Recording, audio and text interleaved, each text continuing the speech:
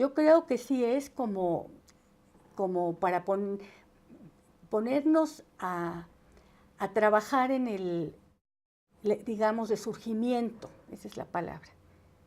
No es de una persona, no es de una calle, no es de una colonia, es el yiddish puede y debe.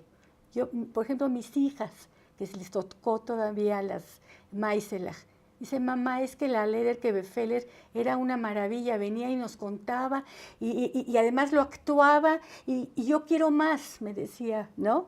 Y entonces yo creo que nosotros, los que sí podemos hacer un cambio, tenemos que tenerlo como prioridad.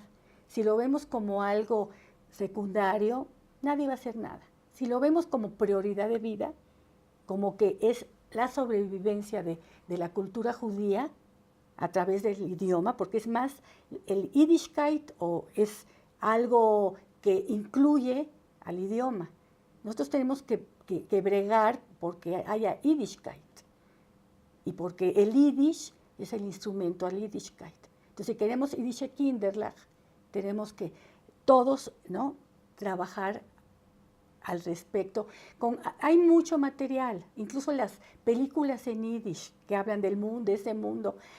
Literatura, aunque sea en español, poco a poco vas a entrar al Yiddish, pero no te olvides que eres Yiddish Kind, ¿no? Y que tus ancestros hablaban Yiddish, ese idioma que Bashevis lo tomó y dijo, si este rabino hablaba Yiddish y el otro rabino hablaba Yiddish, ¿por qué yo no voy a hablar Yiddish? Puedo decir lo mejor de mi vida en Yiddish, ¿no? Él fue un gran defensor del Yiddish, que decía que hay que darle brillo al Yiddish, como si fuera, ¿no?, una pieza de plata. Y es lo que tenemos que hacer nosotros.